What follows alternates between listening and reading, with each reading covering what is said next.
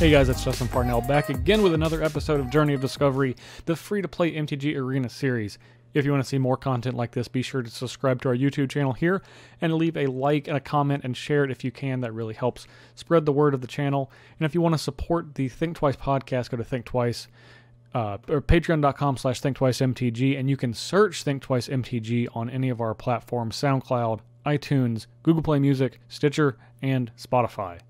Now today, as we said last time, we're not going to be doing any limited events this week. I'm not really interested in doing core set draft, and we just happen to have two sweet events back to back in the Cascade event. And then of course now we have for a week Singleton.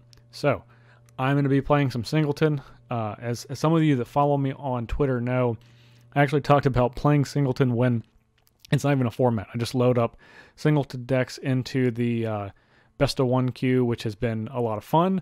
So I actually have been able to tune a couple of decks since the last time we've had Singleton. So the one that we're going to be playing today, as you can see, I have 4 decks. This is the one we played last time, we did not do great with.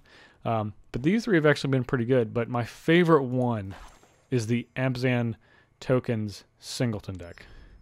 So, and of course it won't let you look at the deck, but let me show you the deck real quick. Alright, so Abzan Tokens.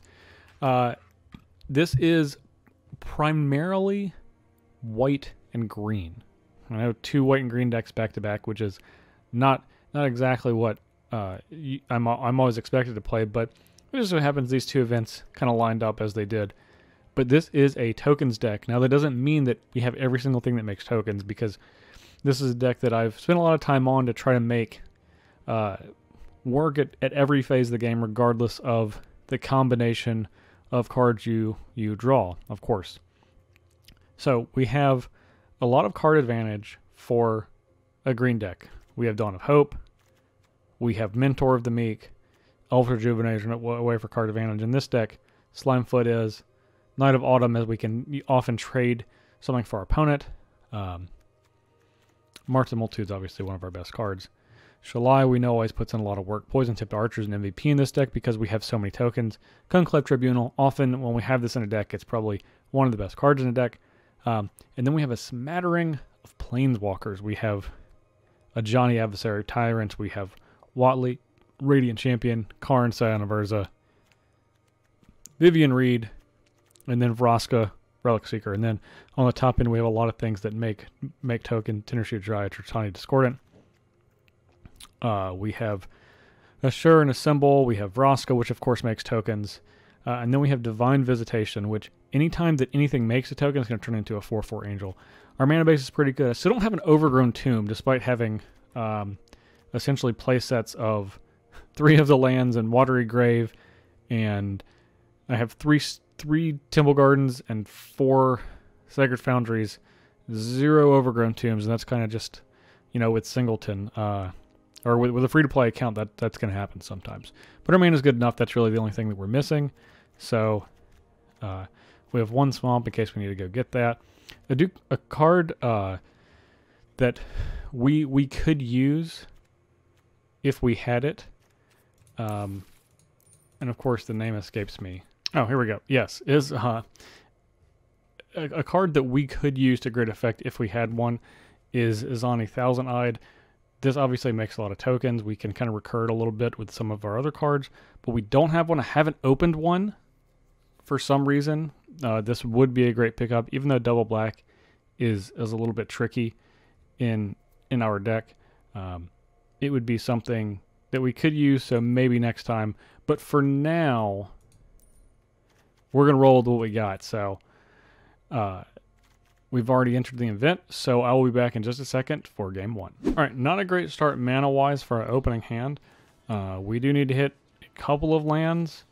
We do have a lot. We do have a Foul Orchard, and we have a lot of white.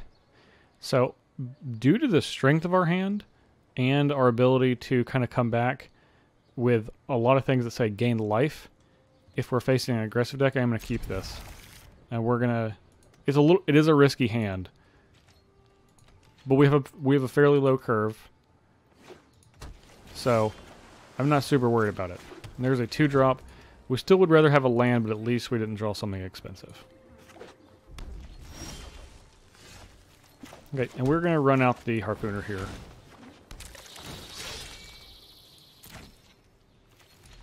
Looks like this could have been useful for an Enigma Drake later, which our opponent's likely to have. They'll certainly have some flying creatures. We actually have just the card Plummet in this deck, which in Singleton has proven to be very good. It's not always live in every single matchup, but when we need it, it's quite useful. Alright, here's an isolated Shadow that comes into play tapped, but happy to pick up a white source either way. If we have another... If we get any land that comes into play untapped, I'm going to play something that's not Night of Autumn.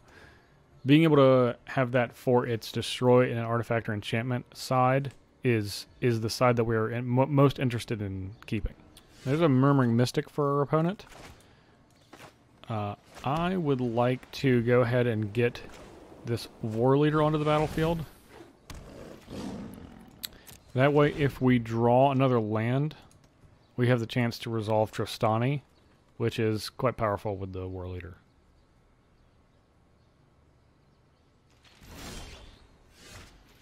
It looks like not, so we're going to try to resolve an Ajani. Our opponent obviously going to have the opportunity to counter, but we still have War Leader down.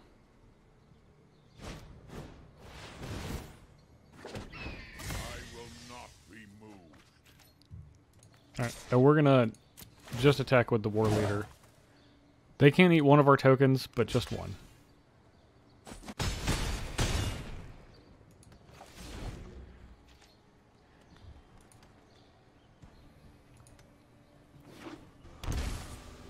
And it looks like they have some 5-mana spell. Or multiple spells, which is potentially more likely. Maybe an Ionize is what we could be looking at. First order of business is going to be attacking with the War Leader.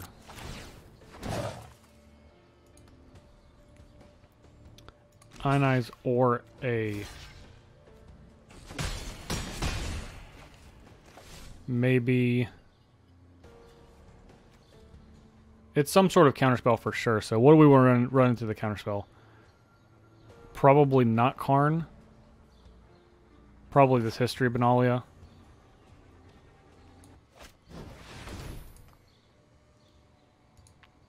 Our opponent's going to counter whatever we have. Wizard Retort? Sure. We really just want to resolve this Trostani. That's the key here. There's a Watley. I imagine whatever we play is going to also not resolve. So I think we would rather have Karn resolve than Watley. So we'll just go to attack again. And our opponent wants to block with all of their creatures on the War Leader. We'll trade for these 3. And if they have some sort of burn spell, then we can looks like that's what they're gonna elect to do.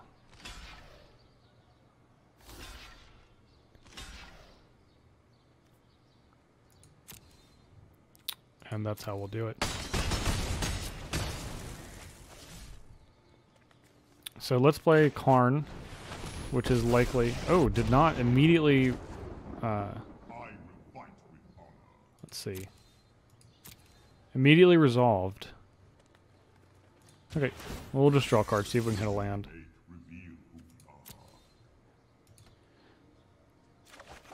No, I definitely would have given us Slimefoot, especially after we've missed land drops for a few turns.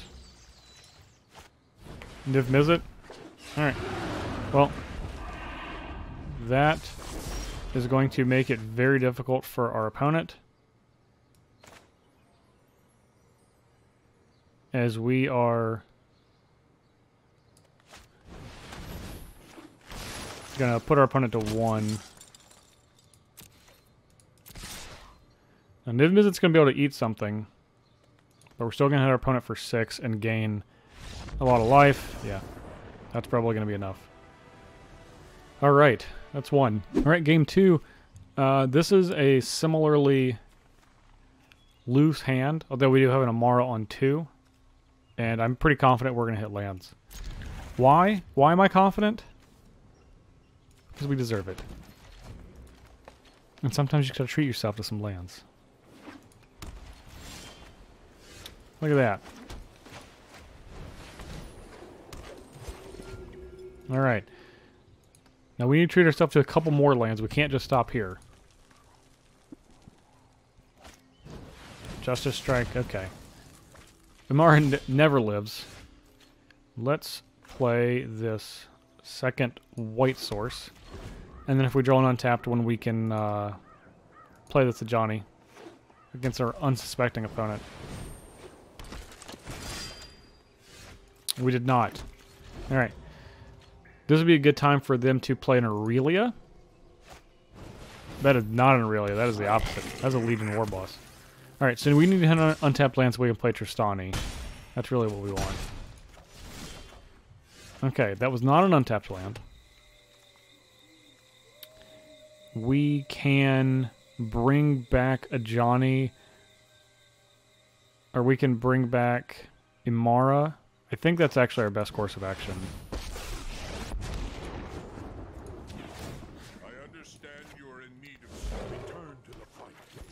So, Johnny's going to bite the dust. There's a good chance Imara bites the dust too. But this at least can get us to Tristani. Lava Coil. Okay. Alright, so we're going to be taking quite a bit here. We're going to be taking 5. We're going to go to 12. And have an army to contend with.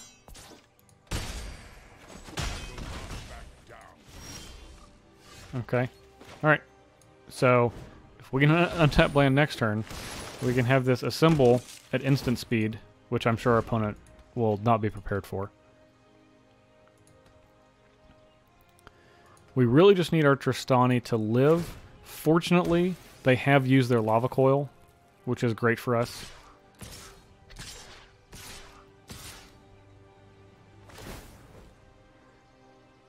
Could they have a Sure Strike? Yes, they could.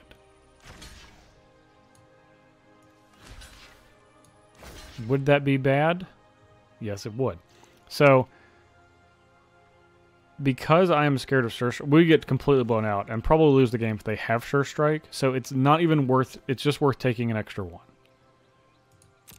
Just completely worth it.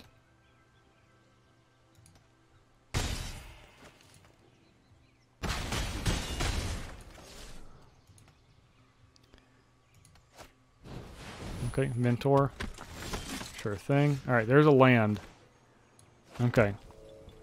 Well, let's see if we can get our opponent with a symbol here.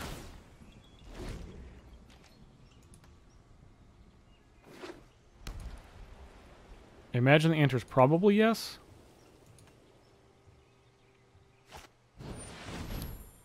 Alright, there's Aurelia. Which is inconvenient, but we obviously have the tools to deal with Aurelia next turn. So 4? We'll take 4.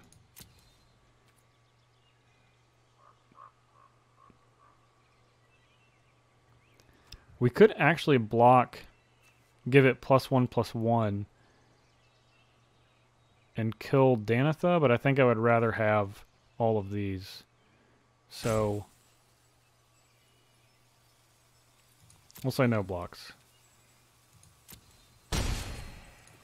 No regular damage. Alright. Well, we couldn't get our opponent, which is unfortunate, but we are going to play Lyra.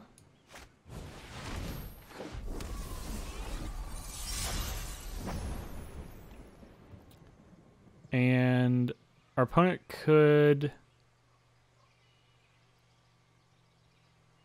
I actually think I want to attack with these. So we'll go ahead and take Lyra down. Since they have Vigilance. And of course our opponent can trade. And that will be fine. They trade 2 of their tokens for 1 of our tokens. I have no issue with that. Alright, some free damage in. So we just need Lyra to live. Okay, good sign. I imagine they're looking for a Conclave Tribunal, which does not look like they have found. And this taps another creature. Okay. Alright. Let's get a hit in with Lyra so we can get out of this hole that we're in. Okay, they're deciding to trade 2. Yep. That is fine.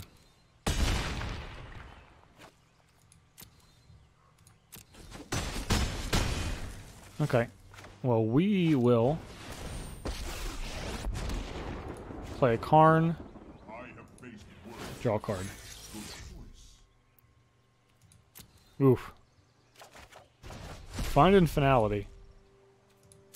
Well, that's going to make it difficult for our opponent, I would imagine.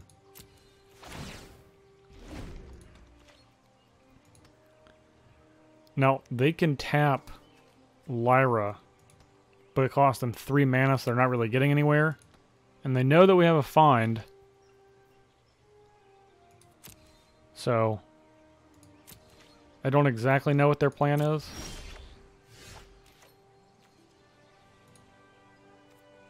Settler Wreckage, we don't need that. Let's see if we can cook up something else. Sprouting Renewal, we get a land. Okay. So, we're now going to attack with all of our creatures. They're going to tap Lyra here.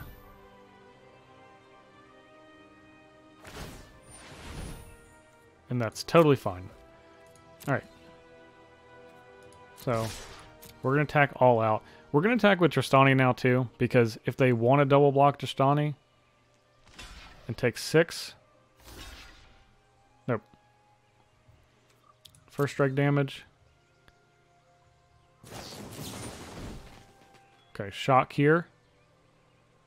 So they're going to take that out and then take 3. Yep, I'll accept.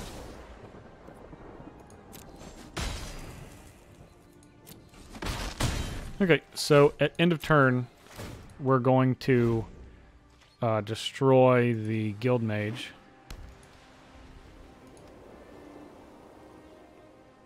With Statue. Not Fine Finale. Statue here. Lightning Strike. Okay.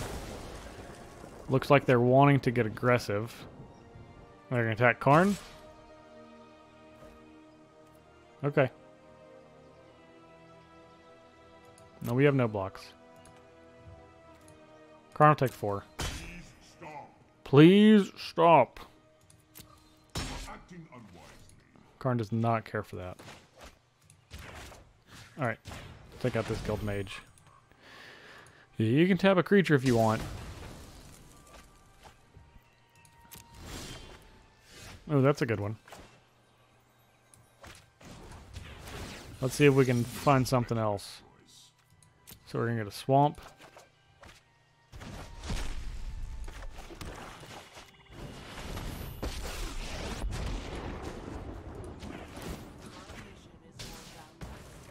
I'll take out their Danitha. Get a treasure. And I think our opponent's had enough. Alright, we've kept some greedy hands before in the last 2, but we will not be keeping this one. Alright, we'll definitely keep this hand, though.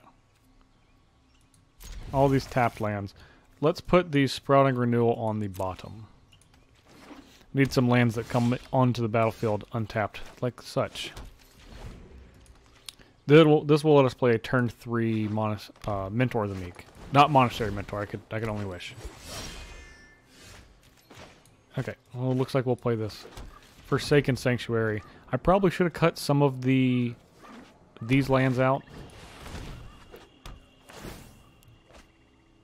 We're going to pitch the other Guild Gate. So I have tried to build a disinformation campaign singleton deck, but you got to play a lot of really bad cards. Or alternatively,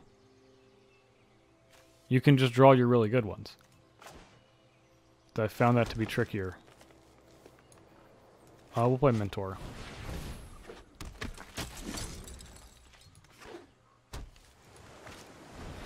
Chupacabra, that's a good one.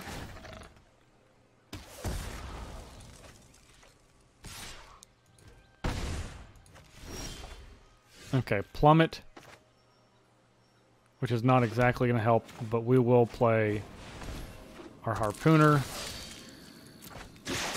so we can potentially block this Thorn Lieutenant. Quasi-duplicate on their Chupacabra, that's pretty good. Okay, our opponent giving us the beatdowns here a little bit. Alright, so Karn's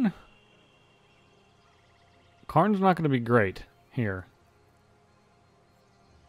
is the problem.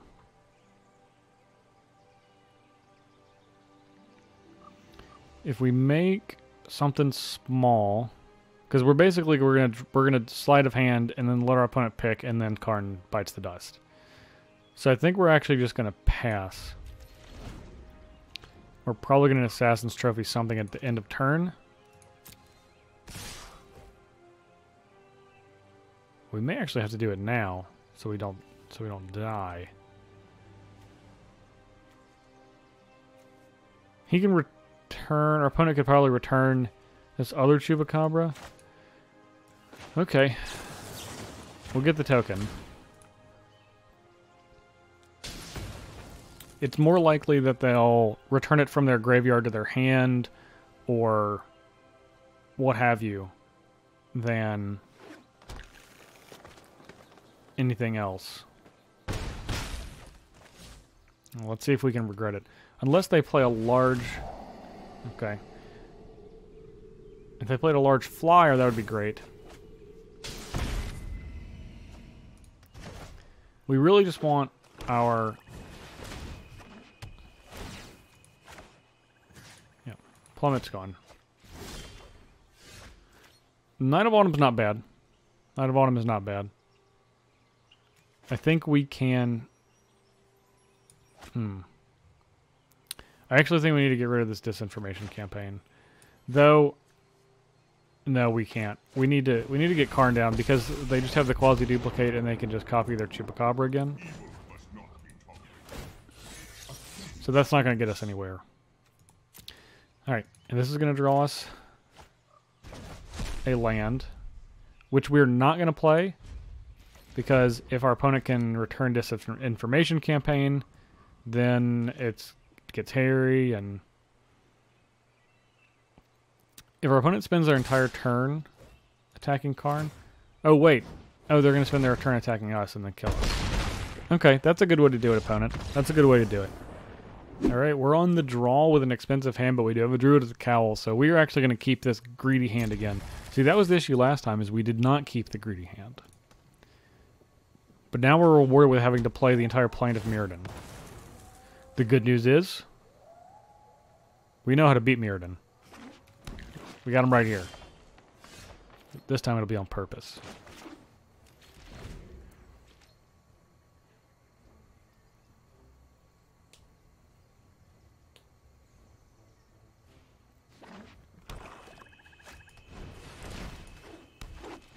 They're going to do a little ramp action themselves, as are we, just a little later than we would like.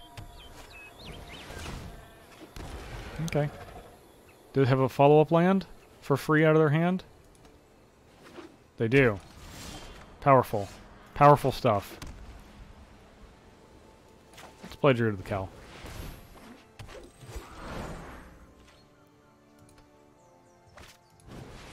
Uh-oh. Okay, they do not have a follow-up land. That's good. Alright, we're going to try to play Lyra and see if we can race them. Alright, that's not good for us. That is not good for us.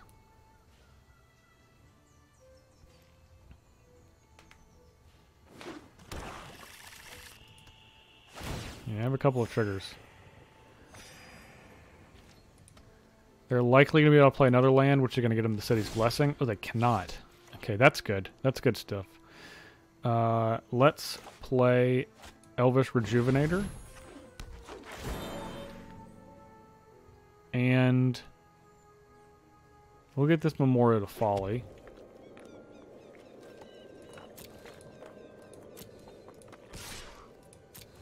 We'll attack with just Lyra.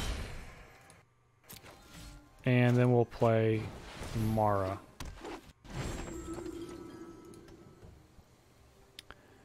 Okay, this Wayward Swordtooth is going to be, yep, the city's blessing.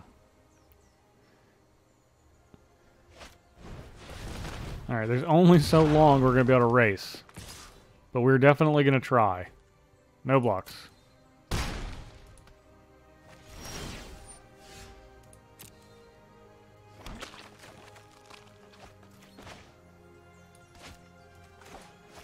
Okay, so we have 7. All right, let's keep trying to race.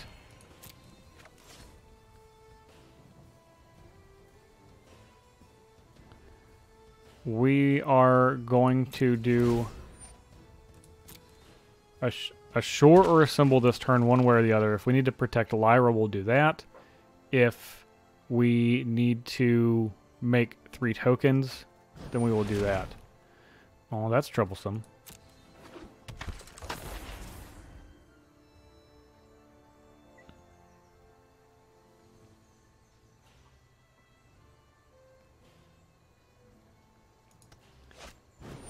Okay, Elvish Rejuvenator. Well, that's not an instant or sorcery.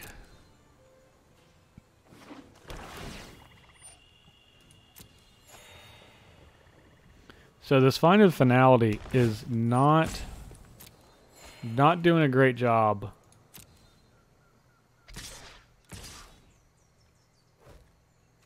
We're not going to block. We're going to take 12 and go to 13. Okay. Let's put some knights onto the battlefield.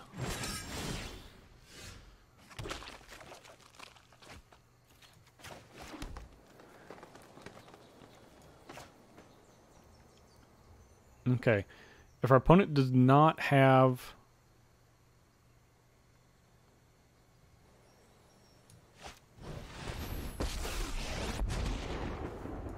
Alright, we're going to make a construct. And then we're gonna pump our Lyra. From the will of many, the might of one. Now, unfortunately, we cannot break through, but we should be able to next turn, because we can essentially protect Lyra enough to. Oh no. Okay, so much for that. All right, how do we break through with this last 2 points of damage? That is the tricky part. We have a Find Finality, which is great. Maybe not good enough. Nexus of Fate. Oh no. That's not good.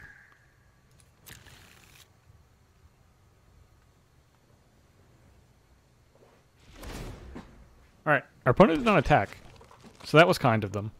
They could have taken a big chunk out of our life total. Now, is that because they want to kill us in spectacular fashion? Perhaps. I will respect that. Oh no. They have the finality. I imagine they're going to keep their Tatyova. Yeah. That makes sense. That makes a lot of sense. They can even kill both of our planeswalkers exactly. It's going to make it difficult for us.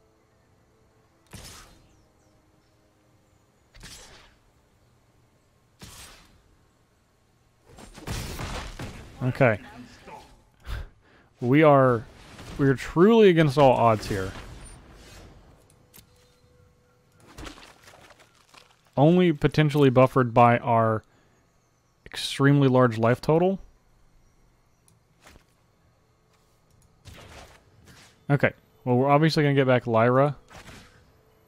Man, we just have very few options.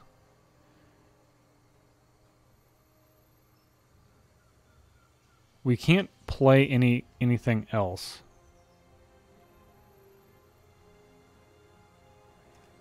I think it's just Elvish Rejuvenator is the next best option.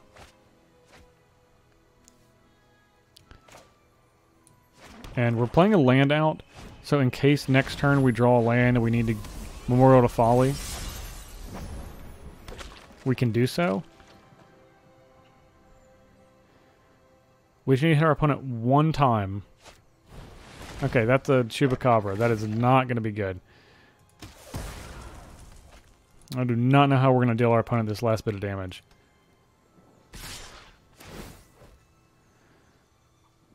I do not think we're dead this turn. I think we have exactly one more turn.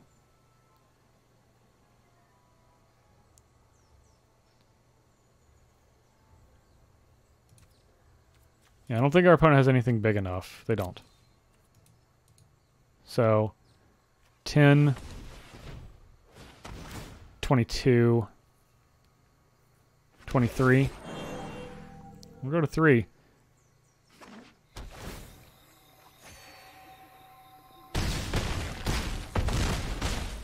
Go to 4, okay. Oh, that isn't. Thought that was attacking. Okay, so we did draw a land. However, the land is not good enough. Lyra's not going to be good enough. I think we're just going to bite the dust here. Should we have perhaps killed the Tatyova earlier? You could make that argument. 1, 2, 3. Can't even get Lyra back. Okay, well, we'll play this Rejuvenator and see what could have been.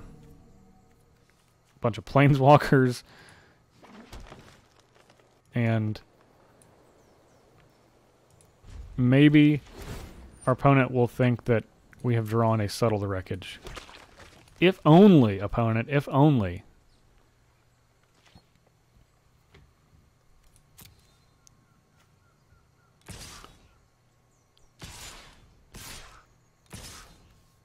Just attack with 3.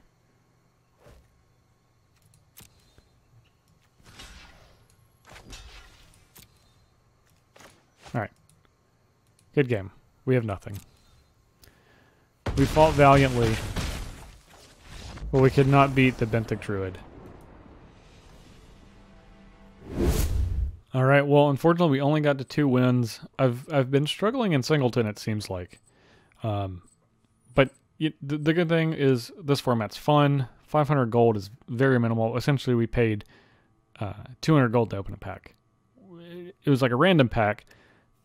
We only get 1 uncommon and 1 rare, of course. We don't get any wildcard tracker, but paying a couple hundred gold to just get a random pack is great. And you obviously have the upside. The more that you get, the higher chance you get of getting something good. So, speaking of which, let's see what we got.